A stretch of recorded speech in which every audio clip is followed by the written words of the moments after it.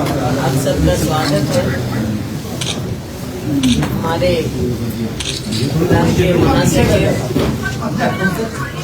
भाई रणदीप जी, हमारी बहन चौधरी जी वर्तमान में MLA हैं और वर्तमान में MP हैं और पूर्व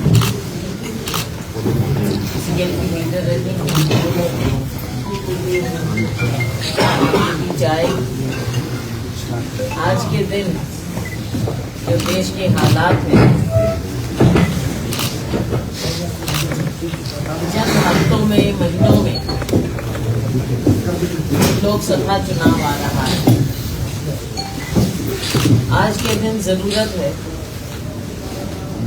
कि केंद्र में जो वर्तमान विचारधारा भारतीय जनता पार्टी लोगों को बांटने की और एक तानाशाही उसके खिलाफ लोगों की आवाज मजबूत करना, लोकतंत्र को मजबूत करना, ये समय की पुकार है। साथियों, अभी जो हो रहा है, संसद में हो रहा है, मैं चाहूंगी कि रणदीप जी उस पर नजर डालेंगे, सबको बताएंगे कैसे लोकतंत्र का हनन किया जा रहा है। सबसे बड़ी पंचायत जब लोगों की आवाज नहीं उठने देंगे तो ये किस मायने का लोकतंत्र रह जाता है। देश की आजादी के लिए जो हमारे पूर्वजों ने लड़ाई लड़ी, देश के लोकतंत्र के लिए जो नींव रखी हमारे बड़े नेताओं ने, डॉक्टर अंबेडकर जी के अध्यक्षता में एक कांग्रेस पार्टी ने उस समय की असेंबली में हमें एक संविधान दिया। आज उस संविधान के साथ कैसे खिलवाड़ हो रहा है, जब लोकतंत्र को कमजोर किया जा रहा है। हमें इसके खिलाफ आवाज उठानी है और जो पार्लियामेंट का चुनाव आ रहा है उसके लिए हमें मजबूती से आगे बढ़ना होगा। हम अपने अपने ढंग से कार्य करते ही हैं, पूरी कांग्रेस पार्टी कर रही है, लेकिन हम रणदीप जी, किरण जी, मैं, हमारे साथी कांग्रेस जन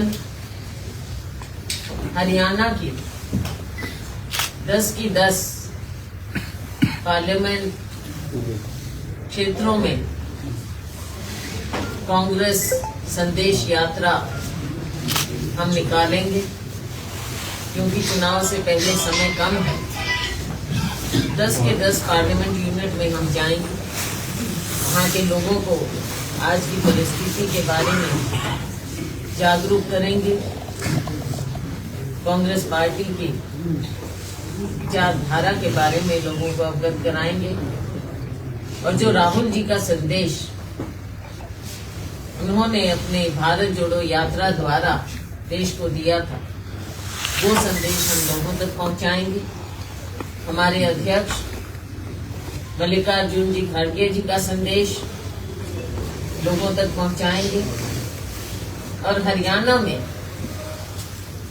जो बांटने की राजनीति चल रही है, भारतीय जनता पार्टी मिलीजुली सरकार भाजपा जजपा, हरियाणा की जनता कभी इस बंटवारे को, चाहे धर्म के नाम पर हो चाहे जाति के नाम पर, स्वीकार नहीं करती। 36 बिरादरी, हरियाणा की 36 बिरादरी को कांग्रेस पार्टी संजोती, ये हमारी विचारधारा है। आज के दिन त्राही त्राही मची हुई है, केंद्र की नीति हो या राज्य की नीति, महंगाई आसमान को छू रही है, बेरोजगारी, देश में आज बेरोजगारी जिस कदर बढ़ रही है, पहले क्या होता था, लोग छोटे छोटे अपना काम शुरू कर देते, आज वो भी नहीं कर पा रहे। सरकारी नौकरियां मिल नहीं रही। केंद्र की बात करें, केंद्र में कितनी वैकेंसियां, राज्य में कितनी वैकेंसियां। जिन लोगों ने दावा किया था कि हर साल 2 करोड़ रोजगार देंगे, आज वो दावा कहाँ गया, कहाँ हैं वो आंकड़े?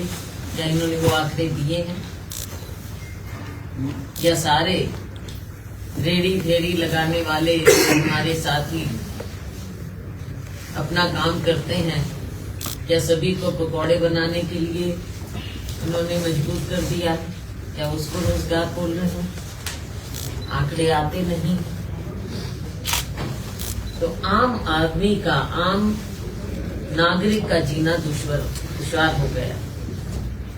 गरीब आदमी की कोई पूछ नहीं है। और जो राहुल जी ने कहा कि हमारा ओबीसी जो ओबीसी के नाम पर राजनीति जरूर की जाती, लेकिन जब आंकड़ों की बात होती है तो भारतीय जनता पार्टी सरकार, मोदी जी उससे पीछे क्यों हटते हैं? सेंसस के आंकड़े क्यों नहीं सामने आते? बहुत सी बातें हैं। देश की सारी संपत्ति कुछ हाथों में बेच दी जाती, आम नागरिक को कुछ नहीं मिलता। इन बातों को बार बार उठाया जाता है, हम उठाते रहेंगे। इसके देश की संपत्ति पर हक आम लोगों को उनका हिस्सा मिलना चाहिए। केवल चंद हाथों में बातें बहुत सी हैं। तो ये यात्रा हम शुरू करेंगे जनवरी के बीच में। इसके डिटेल हम आपको उससे पहले बताएंगे, हफ्ता भर पहले। हर पार्लियामेंट में हम जाएंगे, पार्लियामेंट में उस पर काम चल रहा है। डिटेल्स उससे फौरन पहले आपको बताया जाए। ये संदेश हम लेकर जाएंगे। मैं चाहूंगी कि मेरे साथी, दोनों दिग्गज साथी हैं, प्रभावशाली नेता हैं, इनका अपना जहाँ खुद का काम तो है ही, इनके परिवारों का भी इतिहास रहा है पूरे हरियाणा में। तो हम सब सच्चे कांग्रेसी, समर्पित कांग्रेसी लोगों के बीच में जाकर पार्टी की आवाज बुलंद करें। बाद में सवाल जवाब पूछेंगे, लेकिन बाद में करें या आपसे करें? पहले एक बार बोल लेने दो। पहले जैसा कुमारी शैलजा जी ने आपको कहा, कांग्रेस संदेश यात्रा, हर कांग्रेस जन का हरियाणा प्रदेश में ये लक्ष्य है कि हम 10 की 10 संसदीय सीट कांग्रेस पार्टी, एक सीट भी कांग्रेस के खाते से बाहर पार्लियामेंट के चुनाव में ना जाए, क्योंकि वही चुनाव इस समय सामने। पहली बार इस देश में 75 सालों में 141 सांसद सस्पेंड कर दिए गए। नरेंद्र मोदी जी ने विपक्ष मुक्त संसद बना। अगर सवाल पूछने की इस देश में आजादी ही नहीं, अगर संविधान की या संसदीय परंपराओं की परिपाटी पर आपको पार्लियामेंट चलानी ही नहीं, तो संविधान और संसद की जरूरत क्या रह जाएगी? इस देश में कांग्रेस की इसलिए जरूरत है, इंडिया अलायंस की इसलिए जरूरत है कि अगर कांग्रेस और इंडिया अलायंस नहीं होगा तो शायद इस देश में संविधान और संसद भी इस लोकसभा चुनाव के बाद नहीं रहेगी। इस देश के संविधान पर हमला बोला जा रहा है, इस देश की संसद की मर्यादाओं पर हमला बोला जा रहा है। इस देश का नौजवान भीषणतम बेरोजगारी से गुजर रहा है, खास तौर से हरियाणा में। जब कुमारी शैलजा जी प्रदेश कांग्रेस की अध्यक्ष थी, तब से हम हेरा फेरी सर्विस कमीशन, जिसे HPSC कहते हैं, और HSSC, इन दोनों की धांधली, घपलेबाजी और घोटालों के खिलाफ जो माननीय मनोहर लाल खट्टर जी के संरक्षण में चल रहा है, कहीं ना कहीं उनकी परोक्ष या प्रत्यक्ष सहमति है। वो सारे 47 पेपर लीक कांड जो हुए, नहीं तो 9.5 साल से एक आदमी को भी सजा नहीं मिली, ना कोई जेल गया। 1-2 अफसरों को आप पकड़ के अंदर डाल देते हैं, एक इंक्वायरी होती है, उसका कभी नतीजा नहीं आता। किसान हरियाणा का गंभीर उत्पीड़न और भेदभाव का शिकार है। हरियाणा में दलित हो या पिछड़ा वर्ग हो, दोनों के दोनों वर्ग जो हरियाणा की माटी का एक अहम हिस्सा है, दोनों सरकार की अनदेखी और अत्याचार उसके शिकार हैं। गरीब और अमीर की खाई देश में समेत प्रदेश के इस समय उसका गंभीरतम संकट है। यही नहीं, भारतीय जनता पार्टी और जजपा की सरकार जिसका आधार ही सत्ता की लोलुपता है, सत्ता की हवस के नींव पर बनी ये सरकार, जिसको हरियाणा के लोगों ने वोट डाल के नहीं बनाया, जजप्पा ने तो भाजपा के खिलाफ वोट मांग के सरकार बनाई। इसलिए ये सरकार का आधार नहीं, आधारहीन ये सरकार दोनों हाथों से पिछले लगभग 5 सालों से प्रदेश को लूट रही है। 9.5 साल की भाजपा सरकार और 5 साल की भाजपा जजपा की साझी सरकार ने हरियाणा प्रदेश को एक ऐसे दोराहे पर लाकर खड़ा कर दिया जहां बेरोजगारी दर लगभग 37 से 40% है।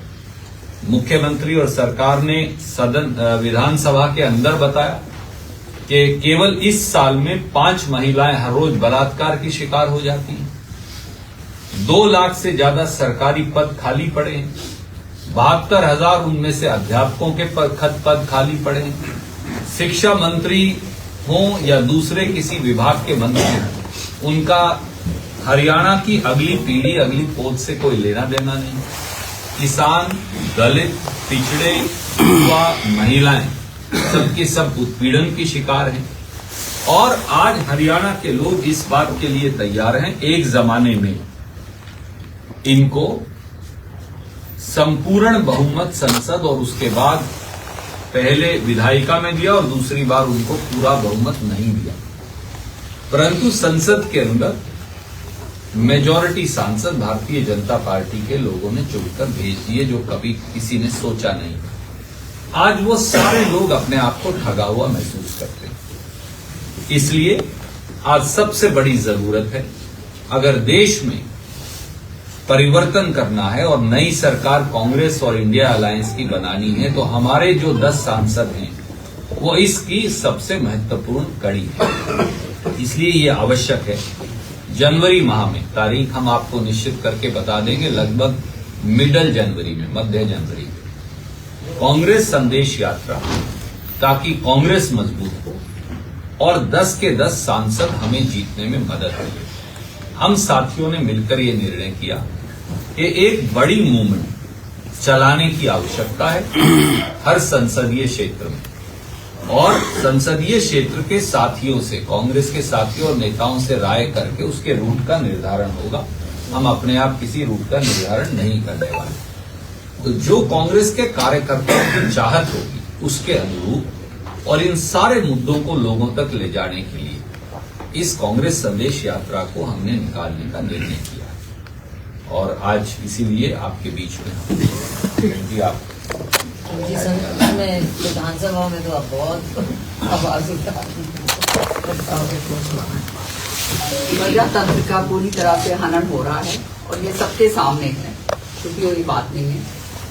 और आज जो हरियाणा के अंदर स्थिति है वो भी सब जानते हैं। विधानसभा सत्र अभी कल समाप्त हुआ है, 3 दिन का विधानसभा सत्र। इतने सारे मुद्दे मेरे पास जनहित के पूरे हरियाणा से आते हैं कि जिनको उठाया जाए, कि सरकार उनका समाधान निकाले। लेकिन सरकार जो है पूरी तरह से अनदेखी करती है और 3 दिन के सदन में आप जानते हैं कभी भी कुछ हो नहीं सकता। आलम ये है, हमने ये बात महिला उत्पीड़न की बात उठाई, आपने देखा कैसे हमारी बच्चियों के साथ जो है एक 143 गर्ल स्टूडेंट्स जो हैं उन्होंने शिकायत करी इस प्रिंसिपल के खिलाफ, और जो है 6 बारी का वो हैबिचुअल ऑफेंडर, और अभी तक वो प्रिंसिपल बैठे हुए थे, अब उसके ऊपर कार्रवाई करी गई।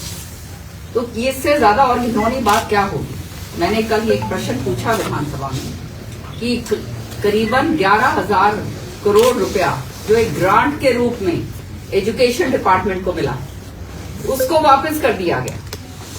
वापस क्यों करा गया? हमारे स्कूलों के अंदर ना टॉयलेट्स हैं बच्चियों के लिए, ना हमारे पीने के लिए सुविधा है उनके पीने के लिए, ना हमारे स्कूलों के जो हैं 4 दीवारी है, ना स्कूलों आधे स्कूलों की जो है हालत भी जो है वो जर्जर है। तो इस तरह के हालात हैं, और ये सरकार, इससे ज्यादा और क्या शर्म होगी, शर्म की बात होगी कि करीबन 11,000 करोड़ रुपया जो ग्रांट के रूप में है, जो बजट एलोकेशन नहीं है, ग्रांट के रूप में जो हमारे पास आया है, उसको जो है सरेंडर करा गया, वो लैप्स हो गया, उसको वापस दिया। तो आप सरकार के बारे में समझ सकते हैं। आज बेरोजगारी का आलम ऐसा है कि हमारे जीटी रोड के जितने बच्चे, सारे लोग बूढ़े बुजुर्ग जो हैं उनके रिश्तेदार आके कहते हैं वो एक क्या नहीं, ये वो इलीगल तरीके से वो डोंकी उसके उस प्रक्रिया के जरिए जो है बाहर विदेशों के अंदर पलायन कर रहे हैं, क्योंकि उनके पास कोई और साधन नहीं रह चुके, कोई दाल रोटी के लाले पड़ रहे हैं, और जो है बूढ़े बुजुर्ग खाली रह गए। इनकी जो ये आजकल इतनी बड़ी बड़ी आ रही है गारंटी, बीजेपी भाजपा की गारंटी, भाजपा की गारंटी, हर एक गारंटी जो ये बात कह रहे हैं धुआं मुक्त। इन्होंने महिलाओं को ऐसे करा 1150 रुपए का सिलेंडर कर दिया। आयुष्मान भारत इन्होंने ऐसे करा, बीजेपी की गारंटी आयुष्मान भारत। आज आप मुझे बताइए कितने लोगों को इसका लाभ मिल रहा है। लोग आके बताते हैं कि अपनी जेब से पैसे दे दे के वो कर रहे हैं, जिनके पास कार्ड पहुंचा दिए हैं लेकिन कोई काम नहीं हुआ। फिर रोजगार की गारंटी, रोजगार की बात करी गई, रोजगार में हमने देखा 2 करोड़ रोजगार की बात कही गई थी। आज 10 साल उपरांत 20 करोड़ रोजगार वो कहाँ गया? महंगाई का आलम, प्रॉपर्टी आईडी, फैमिली आईडी। आज यह हो रहा है कि हम लोग अपनी कोई बेच के अपनी रजिस्ट्री करवाना चाहता है, वो नहीं करवा सकता, सबकी जेबों के ऊपर डाका डाला जा रहा है। मैंने विधानसभा के अंदर रेजोल्यूशन लेकर आई मैं कि जो है एमएसपी को वैदिक दर्जा दिया जाए, और इसके अंदर कुछ नहीं होता। रेजोल्यूशन का मतलब ये है कि हम सिफारिश करके भेजें केंद्र को कि हमारा जो है हरियाणा कृषि प्रधान प्रदेश है, और जब आपने तीनों काले कानून वापस करे थे, जब आपने वायदा करा था किसानों को कि उनको एमएसपी मिलेगी, लेकिन आज जो है 3 साल उपरांत उससे ज्यादा हो गए हैं, आज तक अभी कुछ नहीं हुआ। तो ये हम हरियाणा की तरफ से केंद्र को ये भेजें, केंद्र को चेताएं, क्योंकि डबल इंजन की सरकार है यहाँ भी और वहां भी, कि आप जो है ये जो वायदा आपने करा था उस वायदा को पूरा करिए। क्योंकि आपने ये कहा था कि 2023 तक किसानों की आय जो है दुगनी करेंगे, ये गारंटी देते हैं, किसान खुशहाल गारंटी दे रहे हैं। क्या गारंटी दी है आपने? 2022-23 की उन्होंने कहा था कि हम दुगनी करेंगे, आज वही आमदनी जो है दुगनी नहीं, आधी से भी आधी हो गई। तो ये इस तरह का रेजोल्यूशन जो मैं लेकर आती हूँ उसको कट डाउन कर दिया जाता है, उसको लगाया नहीं जाता है। हमारी जिम्मेवारी बनती है कि हम केंद्र को बोलें, लेकिन केंद्र को बोलने की बजाय उसको जो है ऐसे जो रेजोल्यूशंस लाए जाते हैं उनको जो है लगने नहीं दिया जाता। मतलब क्या है?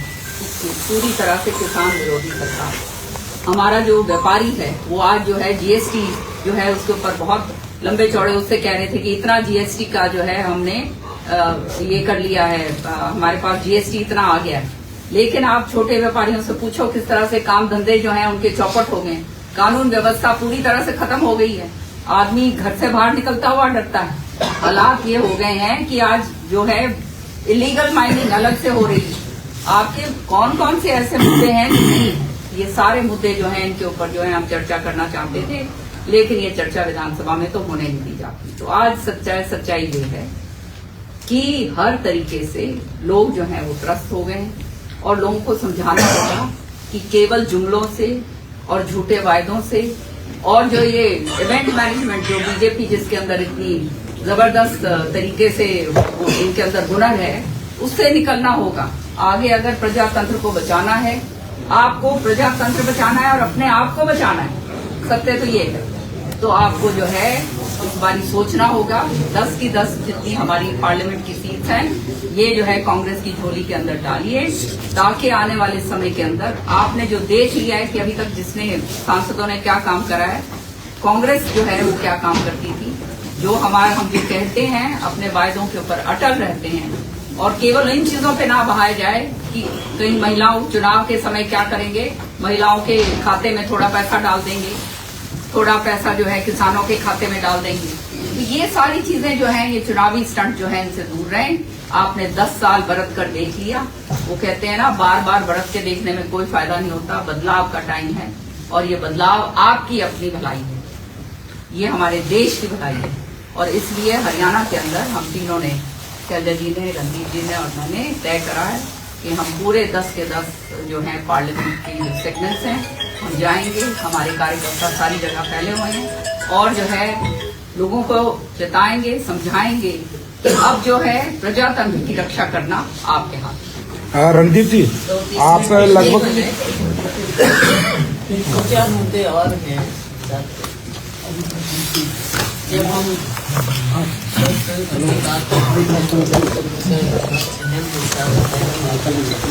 प्रेस, अब आप लोगों की पेंशन के साथ भी जो खिलवाड़ हो रहा है, वो भी आपके सामने है।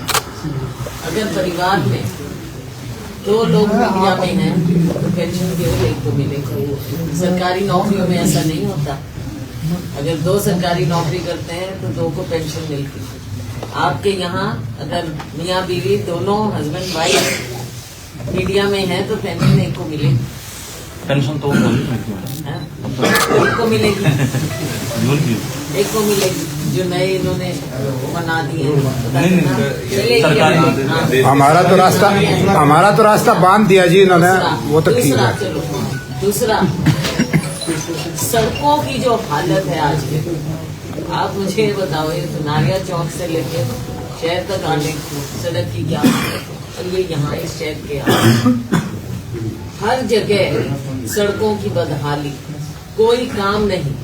मुख्यमंत्री ने 1700 से ज्यादा वायदे किए हैं, जो मुख्यमंत्री के प्रॉमिसेस हैं काम करने के, उनमें 70 या कुछ काम होते नहीं। वायदे जो किरण जी कह रही थी, जुमलों की सरकार है। हमारी जनता जुमले सुन सुनकर तंग आ चुकी है। अब इनके और जुमले नहीं चलेंगे। शिक्षा की बात हो, एम्प्लॉयज की बात हो, सभी लोग, किसान, गरीब, मजदूर सड़क पर आने को मजबूर हो जाता है। चाहे बीमे की बात हो, चाहे किसान को मुआवजा, हर चीज के लिए किसान को तरसा देते हैं। गरीब आदमी तरस जाता है। ये इस सरकार के हालात काफी बड़े बड़े भाषण कितने ही सुन लो, कितने ही कर लो, और अब जो संसद की बात रणदीप जी ने बताई वो देख लो। ये सारी बातें देख लो, सब आपके बीच में है। रणदीप जी, आप तीनों नेताओं ने लगभग एक बात कही है कि वर्तमान केंद्र सरकार और जो हरियाणा सरकार है, वो संसद और विधानसभा से लेकर और सड़क तक मनमानी कर रही है, और उसके बावजूद भी ये चुनाव पर चुनाव जीतते जा रहे हैं। मेरा सवाल ये है, जो मुद्दे आप उठाते हैं, क्या जनता उनको समझ नहीं पाती, या आप उनको समझा नहीं पाते, या जनता आपकी बात समझना नहीं चाहती, या किस तरह से बीजेपी चुनाव जीतती है? आपका सवाल वाजिब है। देखिए, प्रजातंत्र में जनमत से बड़ा है, और जनमत का सम्मान शीश झुकाकर सबको हमारे समेत हमेशा स्वीकारना पड़ेगा। आपका इशारा हाल में हुए 5 राज्यों के चुनाव की ओर था, क्योंकि उससे पिछले 2 राज्य तो कांग्रेस ने जीते, पहले हिमाचल प्रदेश और फिर कर्नाटक। इस बार जो 5 राज्य हुए, उनमें से 3 राज्यों का चुनाव भाजपा ने जीता, 1 राज्य का चुनाव कांग्रेस ने जीता, और 1 राज्य का चुनाव न कांग्रेस न भाजपा दोनों ने जीता। एक तीसरी पार्टी जो वहां की रीजनल पार्टी है, मिजोरम की, उन्होंने जीता। ये सच है कि वो 3 राज्यों का चुनाव जीते। पर 3 राज्यों का चुनाव जीतने का मतलब क्या संसद पर ताला लगाना हो सकता है? आप वरिष्ठ पत्रकार हैं, मैं ये आपके और आपके पाठकों और दर्शकों के विवेक पर छोड़ता हूं। क्या 3 राज्यों का चुनाव जीतने का मतलब इस देश के लोगों की आवाज और इस देश के विपक्ष की आवाज बंद करना हो सकता है? क्या 3 राज्यों के चुनाव जीतने का मतलब अब बेरोजगारी पर, महंगाई पर, आर्थिक भेदभाव पर, डूबती अर्थव्यवस्था पर, किसान और गरीब से भेद के साथ अत्याचार पर, महिलाओं से अनाचार पर कोई सवाल उठा ना पाए, क्या उसका जवाब ये हो सकता है? मुझे विश्वास है आप इस देश के 140 करोड़ लोगों और 2.5 करोड़ हरियाणवियों से पूछेंगे तो जवाब नहीं आएगा। हरियाणा के लोग तो तैयार बैठे हैं कि कब उन्हें मौका मिले और कब वो भाजपा जजपा सरकार और उनके जो गुरु हैं ऊपर जो बैठे हैं दिल्ली में, वो उनको वोट की चोट से जवाब दे पाए। हमें ये विश्वास है एक चुनाव में अगर हम कामयाब नहीं हो पाए तो उसका ये मतलब नहीं है कि हम लोगों के प्रहरी बनना बंद करें। कांग्रेस का संदेश, माननीय राहुल गांधी जी और खड़गे साहब का संदेश, और उससे भी ज्यादा वैचारिक संदेश जो कांग्रेस पार्टी का है, छोटे किसान के लिए, छोटे दुकानदार के लिए, गरीब के लिए, दलित के लिए, बैकवर्ड के लिए, उसे हमें दोबारा से मजबूती से ले जाना पड़ेगा। अगर हमारे संदेश ले जाने में कहीं कमी है तो हम उसको और बेहतरीन तरीके से करेंगे और कांग्रेस संदेश यात्रा का लक्ष्य है। अच्छा, आप तीनों से एक सवाल है कि कांग्रेस संदेश यात्रा निकाल रही है, तो क्या ये हरियाणा कांग्रेस की संदेश यात्रा या सिर्फ आप तीनों की? वीरेंद्र सिंह हुड्डा, उदयवान भी शामिल हो? हर कांग्रेस का व्यक्ति क्यों नहीं शामिल होगा? कांग्रेस 10 सीट संसद में जीते, ये तो हम सबका लक्ष्य है।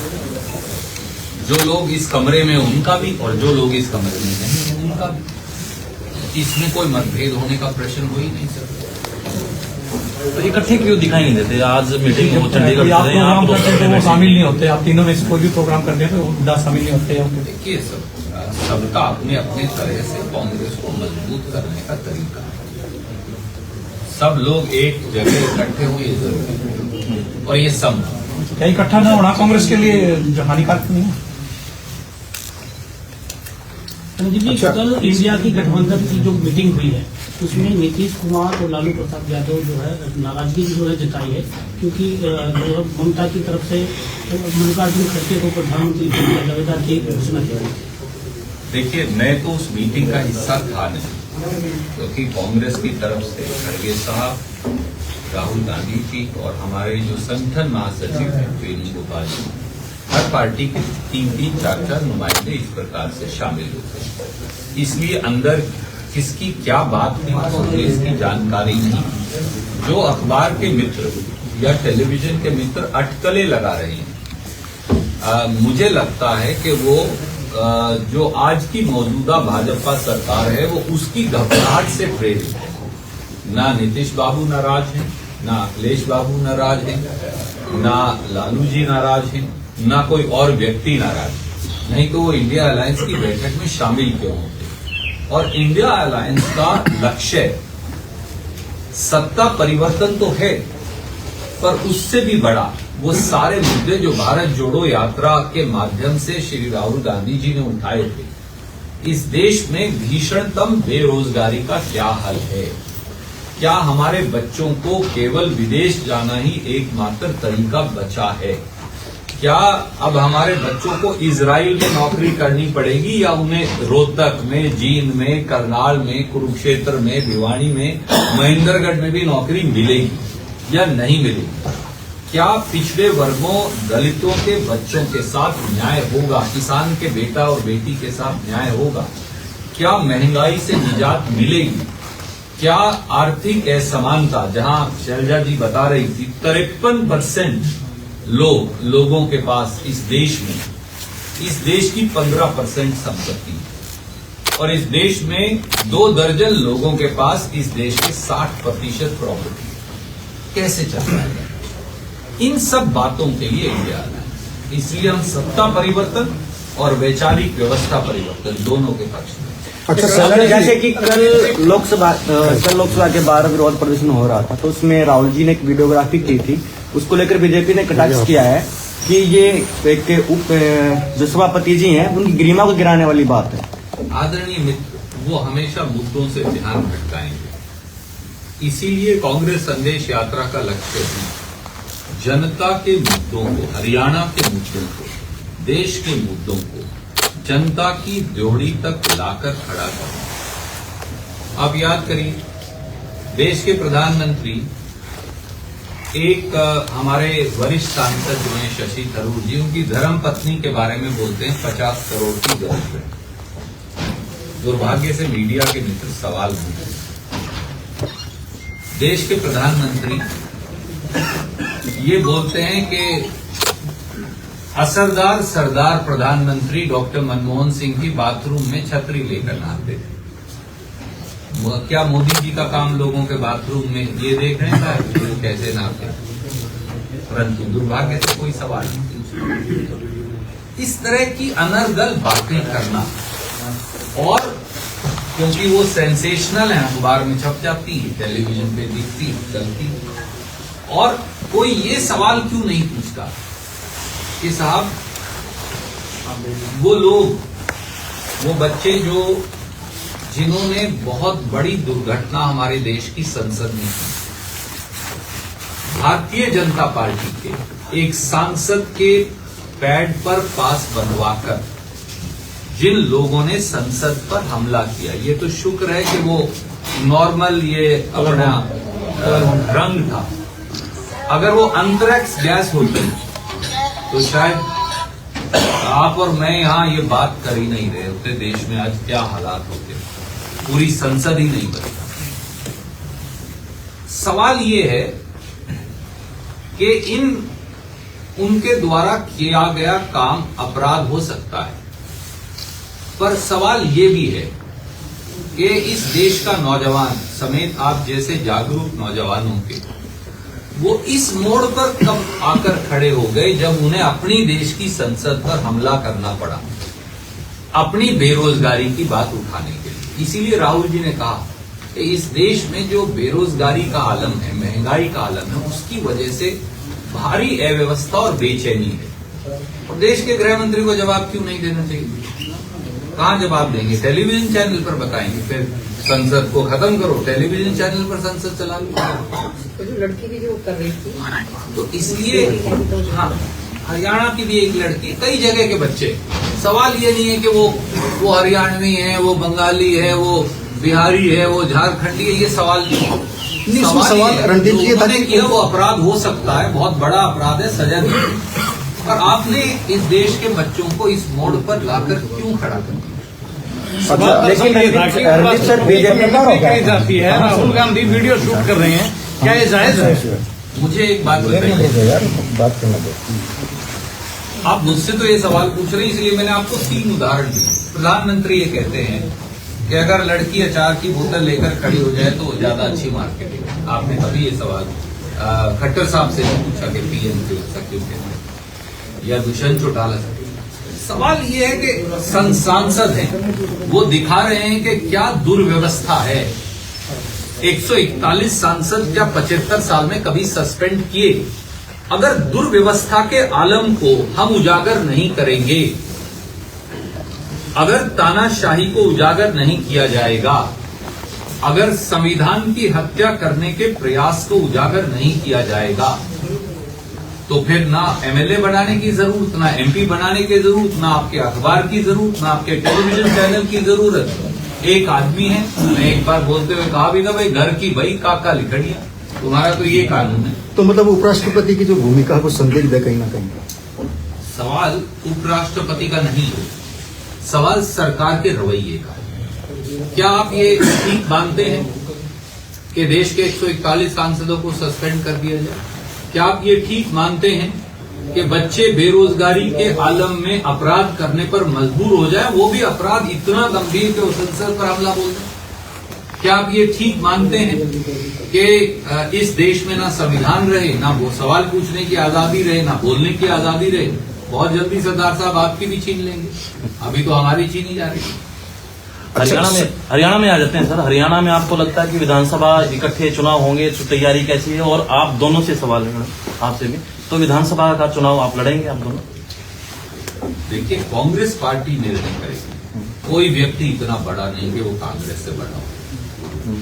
कांग्रेस माँ है, कांग्रेस वट वृक्ष है, उसमें किसकी क्या भूमिका होगी इसका निर्णय भारतीय राष्ट्रीय कांग्रेस, मल्लिकार्जुन खड़गे साहब, राहुल गांधी जी, श्रीमती सोनिया गांधी जी, हमारा नेतृत्व इस बात का फैसला करेगा।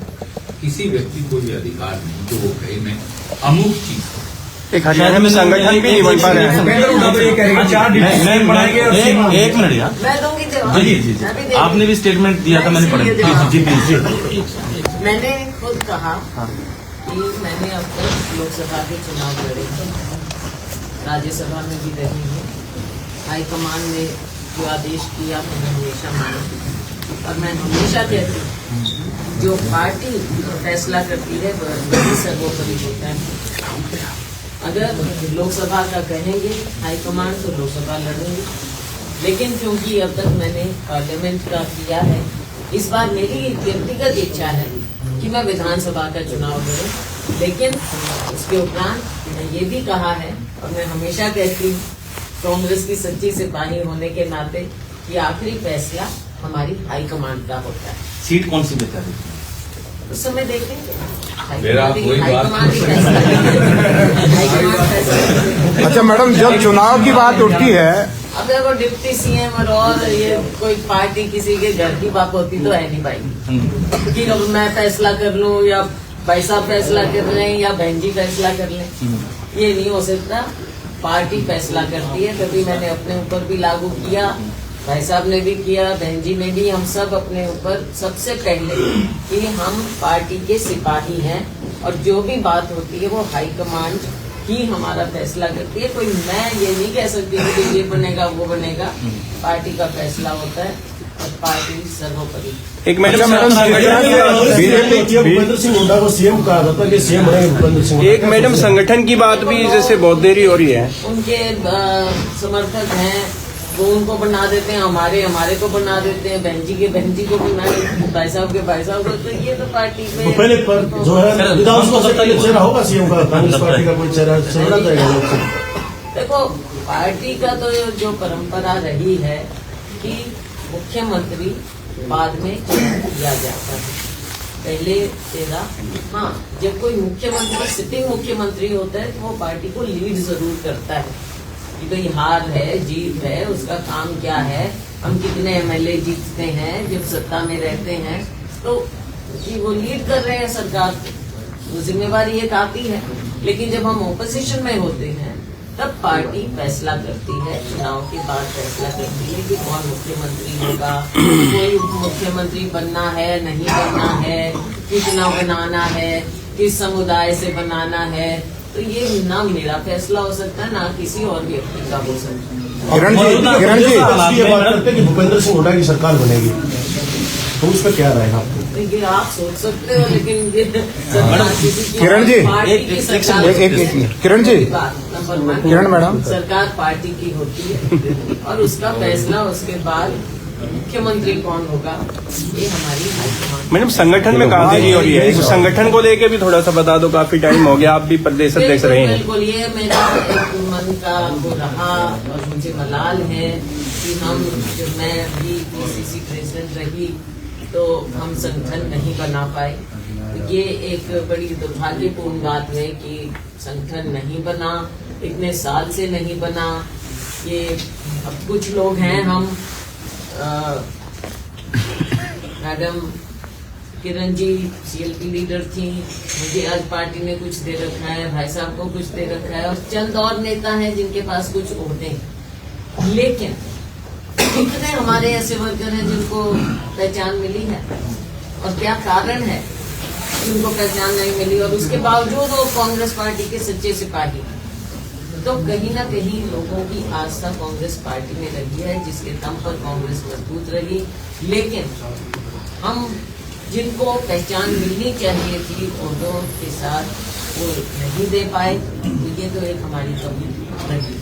मौजूदा लेकिन हालात पार्टी- जो बता रहे हैं मैडम, मौजूदा हालात जो आप देख रहे हैं, आपने संगठन की बात करी, सारी चीजें बात करी, तो लगता है कि आप 40 का आंकड़ा भी पार कर पाएंगे? क्योंकि भूपेंद्र सिंह हुड्डा एक तरफ है, आप दूसरी तरफ जा रहे हैं, तो अगर मिले ही नहीं तो फिर कैसे काम चलेगा? इसी का फायदा आपने देख लिया 3 राज्यों आप यहाँ 3 है। पहली बात, हम पहले लोकसभा चुनाव की बात कर रहे हैं, क्योंकि लोकसभा चुनाव पहले आ रहा है। पार्लियामेंट में हमको 10 की 10 सीट जीतने के लिए चलना चाहिए। विधानसभा उसके बाद आता है, साथ भी आए तो जो वो भी स्वाभाविक है कि अगर हम लोकसभा में मजबूत करेंगे तो लोकसभा में ही तो उतने हैं। लेकिन ये भी बात ठीक है कि मिलकर चलना, मिलकर चलाना, जिम्मेवारी किसकी बनती है? तो आपकी चूक कहाँ है? देखो, आप ही तो आप बताएं आप ना। देखो। क्या आपकी आगामी यात्रा में भूपेंद्र हुड्डा गुट भी शरीक होगा?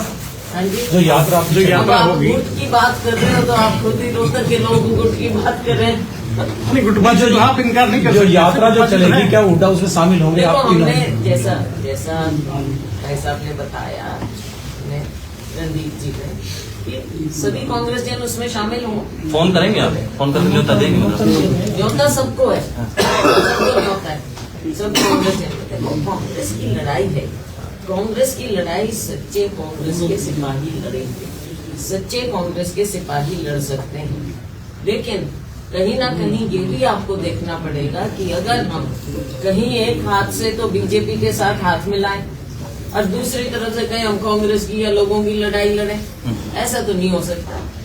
हाथ को कांग्रेस मिला तो लड़ाई थोड़ा कांग्रेस क्लियर थोड़ा सा करिए मैडम। अब ये थोड़ा देखना पड़ेगा, भाई हाथ कौन कौन मिला मिला? रहा है, देखना पड़ेगा। मैडम ये यात्रा प्रदेश ये सलाम अध्यक्ष यात्रा का यात्रा प्रदेश अध्यक्ष के अगुवाई में होगी क्या? रबूज तो लिया इसी का एक्सपेरिमेंट है कि पिछले दिनों भूपेंद्र सिंह हुड्डा से सवाल किया गया था इसी तरह का। उनका कहना था कि अगर ऑफिशियल यात्रा होगी, कोई भी कार्यक्रम होता पार्टी का, तो मैं जरूर शरीक होऊंगा, अदरवाइज मैं किसी के कार्यक्रम में शामिल नहीं होता। ये उनकी स्टेटमेंट थी। उनसे आपने पूछा, उन्होंने अपना जवाब दे दिया भाई। तो इसीलिए ये पूछ रहे हैं कि ऑफिशियल यात्रा होगी पार्टी की, आप लोगों की यात्रा होगी। हमारे लोग, हमने कहा ना कि कांग्रेसियों की यात्रा है, कांग्रेसी इसमें शामिल होंगे। मैडम भाजपा से हारने के कहा मैडम, भाजपा से हाथ मिला रहे हैं एक तरफ, तो कौन नेता है? प्रदेश अध्यक्ष के बारे में आप एक मिनट रुको भाई साहब। हमने एक जवाब दे दिया है, हमारा एक ही जवाब है तीनों का। कांग्रेस वर्कर की अगुवाई की ये यात्रा है और कांग्रेस जन इसमें शामिल होंगे। और हमने पार्टी को, पार्टी की विचारधारा को मजबूत करना है, अपने नेतृत्व को मजबूत करना है। राहुल जी, खड़गे जी नेतृत्व को, हम विचारधारा को मजबूत विधानसभा में कितना टारगेट है आपको? लगता है कितनी आ जाएंगी आपकी मजबूती? करना। इसके बाद है पहले संसद की 10 सीटें जीतेंगे। जिस तरह से संसद की सीटें जीतेंगे तो 3/4 बहुमत विधानसभा में आएगा ही। ये बात लोगों का आशीर्वाद है और उस आशीर्वाद के लिए ये कांग्रेस क्या गालियाँ या बहुत मैडम प्रदेश अध्यक्ष तो भूपेंद्र हुड्डा नेतृत्व तो भी सरकार की बात करते हैं। दिग्गज जितने प्रदेश पंजाबी समुदाय के होते हैं, अब बीजेपी ने कैसे कर दिया उनको?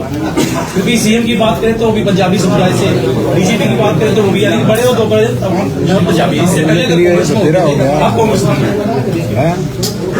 बहुत हो गया। समुदाय की मैं बात नहीं करूँगी। ये तो काम का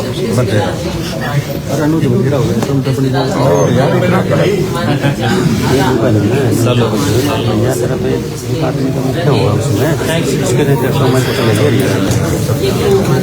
तो बता देंगे, थोक दिलवाना।